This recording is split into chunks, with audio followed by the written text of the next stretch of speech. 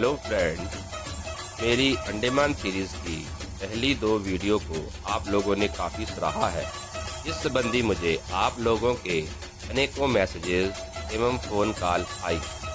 आपके इस प्यार व स्नेह के लिए मैं आपका आभारी हूँ। एक बात और दोस्तों, जो लोग मेरी वीडियो देखते हैं, पसंद भी करते हैं, लेकिन अभी तक जिन्होंने मेरे चैनल को सब्सक्राइब नहीं किया, उनसे रिक्वेस्ट है कि आप चैनल को सब्सक्राइब ज़रूर करें।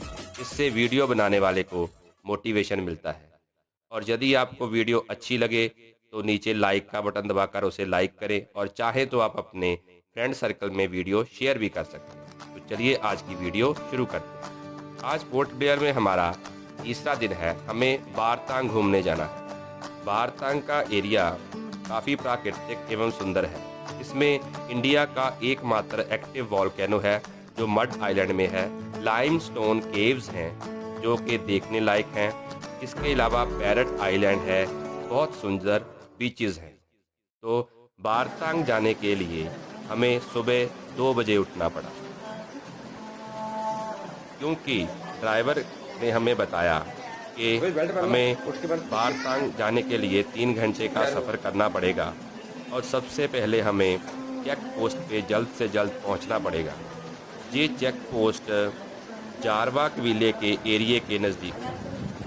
बारतांग जाने के लिए 30 किलोमीटर का एरिया जो जंगल में से होकर गुजरता है, वो जारवा कबीले के अधीन है। तो पैसेंजर्स की सिक्योरिटी के लिए सारी गाड़ियां एक समय की काफिले के रूप में चलती हैं, जिनके आगे पीछे और बीच में पुलिस की गाड़ियां रहती हैं। तो हमें 3 बजे होटल से रवाना होना था बारतांग जाने के लिए। तो हम 2 बजे तैयार होने लगे।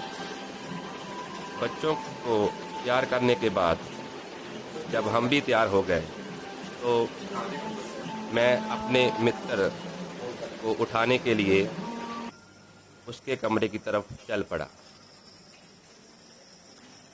बाहर अंधेरा था, क्योंकि तकरीबन 2:30 बजे का समय हो गया था।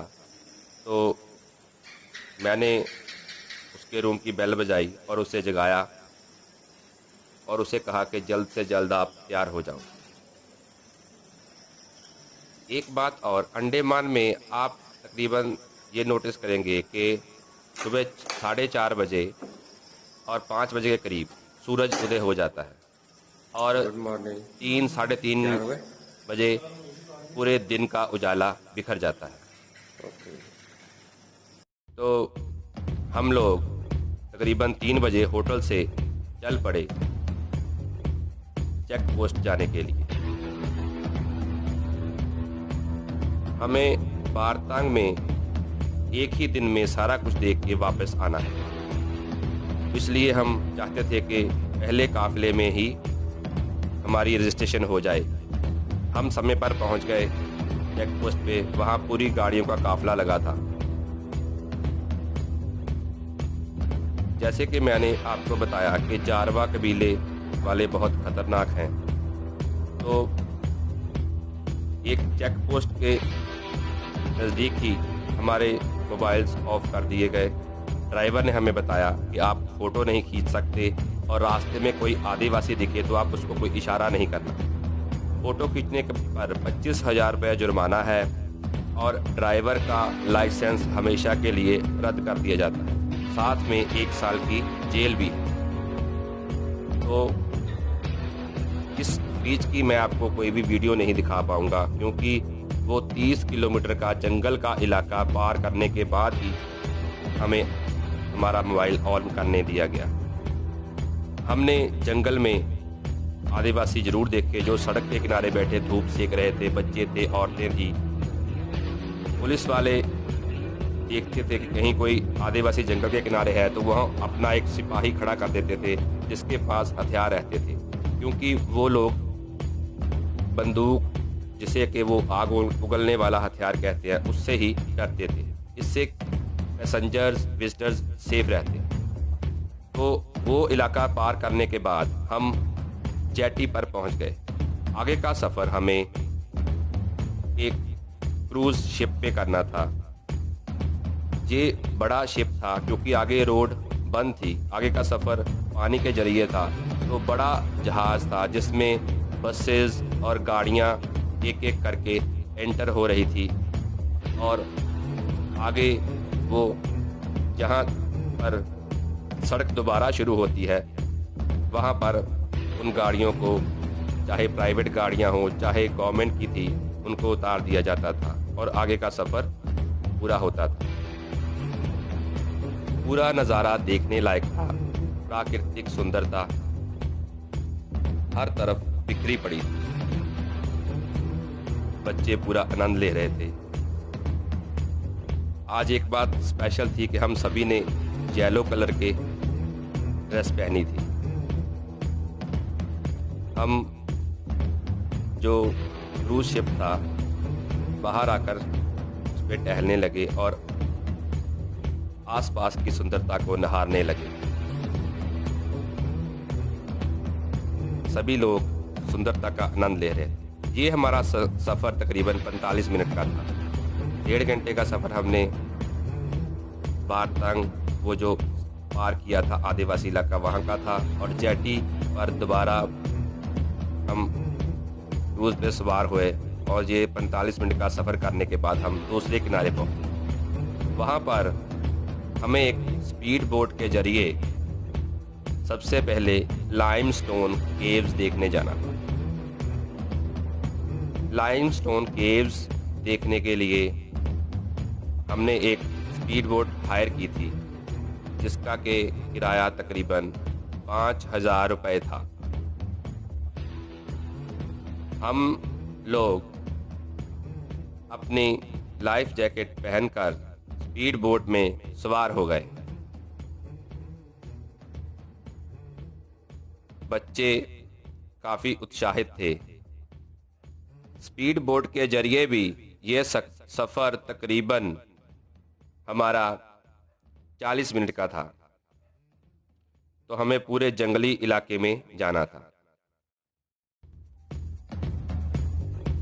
जेटी ने जहां हमें उतारा था वही मेन पॉइंट था।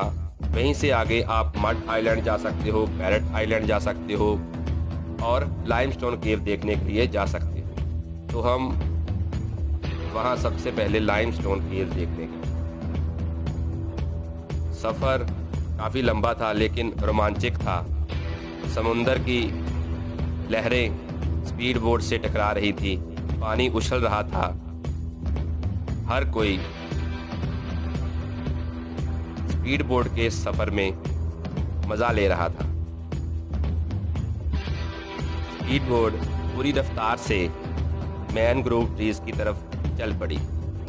हमें मैनग्रोव ट्रीज का जंगल पार करने के बाद लाइमस्टोन केव्स देखने के लिए एक और जंगल में प्रवेश करना था।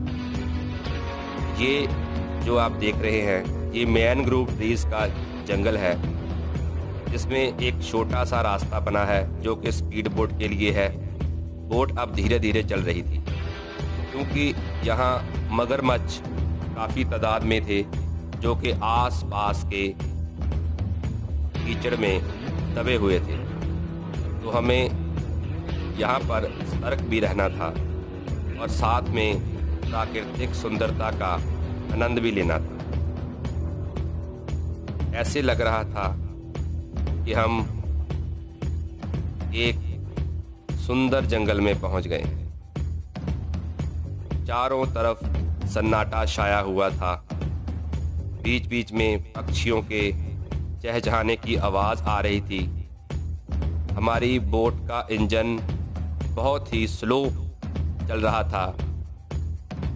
बहुत स्लो स्पीड में बोट अपनी यात्रा पूरी कर रही थी ताकि ज़्यादा हलचल मत हो और मगरमच्छों का ध्यान इस तरफ ना जाए। काफ़ी अद्भुत, रोमांचक, डरावना लेकिन एक यादगार सफ़र हो रहा था। चारों तरफ नज़ारा देखने लायक था। तकरीबन मैनग्रोव ट्रीज की इस जंगल को पार करने के लिए हमें 15 मिनट लग गए। पूरा जंगल पार होने के बाद हम लोग किनारे पर पहुंचे, जहां से हमें एक जंगली रास्ते से पैदल चल के लाइमस्टोन केव देखने के लिए जाना था। लाइमस्टोन केव्स सोडियम बाइकार्बोनेट, जिसे हम चूना कहते हैं, उससे बनती। ये जंगल भी बिल्कुल शांत था। कोई टूरिस्ट आ रहा था, कोई जा रहा था। इस आइलैंड पे आबादी ना के बराबर है।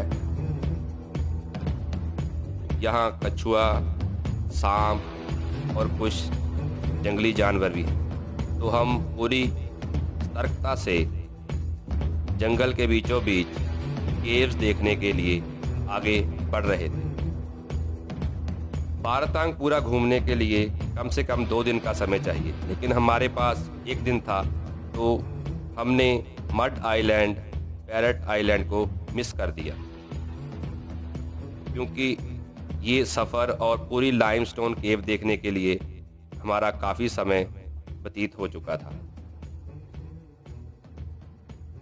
इसलिए हम मड आइलैंड और पैरट आइलैंड देखने के लिए नहीं गए। जंगल में हम आगे बढ़ रहे थे। सभी एक साथ एक ग्रुप में चल रहे थे। कुछ टूरिस्ट आ रहे थे और कुछ टूरिस्ट जा रहे थे। हो गया। अब चलो चलिए। ये जो देख रहे हैं ना, पानी में जो कॉरल्स होते हैं ना, कॉरल्स क्या कर में देखिए। हाँ, सेम लाइक कॉरल्स। कॉरल्स क्या कर रहे हैं। नीचे ओह ब्यूटीफुल। और यहाँ भी देखिए कॉरल्स क्या कर रहे हैं।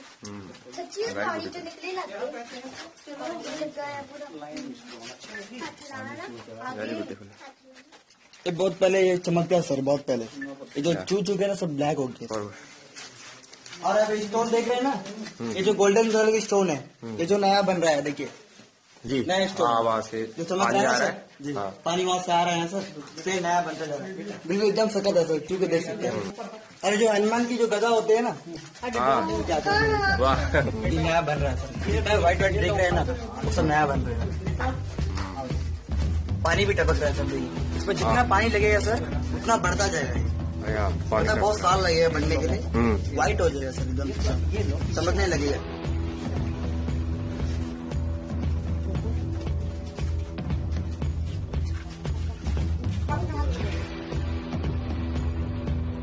तकरीबन 1.5 से 2 घंटे में हमने पूरी लाइमस्टोन केव्स को देख लिया। केव्स काफ़ी सुंदर थीं। गाइड ने हमें अच्छी तरह से पूरी केव्स दिखाई और समझाया। केव्स देखने के बाद हम वापस उसी जंगली रास्ते से अपनी स्पीड बोट की तरफ बढ़ चले। यहाँ से कि हमें स्पीड बोट लेकर वापस जेटी के पॉइंट पर पहुंचना था, क्योंकि वापस जाने के लिए भी गाड़ियों का काफिला ही एक साथ चलता है। उसका समय होता है। अगर आप समय पे नहीं पहुंचे तो शाम के 6 बजे के बाद वो रास्ता बंद कर दिया जाता है। फिर आप सुबह ही जंगली रास्ते को पार कर पाओगे। तो हमें जल्दी थी कि हमें शाम होने से पहले उसी काफिले के साथ वापस पोर्ट ब्लेयर पहुंचना है। जेटी पे पहुंचकर हम लोग शिप पे सवार हो गए। अनेकों गाड़ियां एवं बसें भी शिप पे लोड होकर चेक पोस्ट की तरफ चल रही थी, जहां के इन सभी ने काफिले के रूप में पोर्ट ब्लेयर वापस जाना था। हमें काफ़ी भूख भी लग रही थी। यहाँ खाने के लिए हमें कुछ ठीक से नहीं मिला और समय कम होने की वजह से हम जल्दी में भी। पोर्ट ब्लेयर पहुंचकर हमने सबसे पहले अच्छे से रेस्टोरेंट में खाना खाया। तो तकरीबन आज के दिन की हमारी ये यात्रा यहीं पे समाप्त हो रही है कि खाना खाने के बाद हम अपने होटल में चले। अगले एपिसोड में हम देखेंगे कि कैसे हमने एशिया के दूसरे नंबर के सबसे सुंदर राधानगर बीच पर जाकर मज़ा किया। हमने पूरा बीच घूमा। हम नेक्स्ट एपिसोड में जानेंगे कि हमारी अगली यात्रा हैवलॉक की है। हैवलॉक हमें 2 दिन रहना था, लेकिन समुंदर में तूफ़ान आ जाने की वजह से हमें 2 दिन एक्स्ट्रा और रहना पड़ा। ये काफ़ी ख़तरनाक था, रहस्यमय था, लेकिन रोमांचक था। तो अगले एपिसोड का इंतज़ार करें। तब तक के लिए धन्यवाद।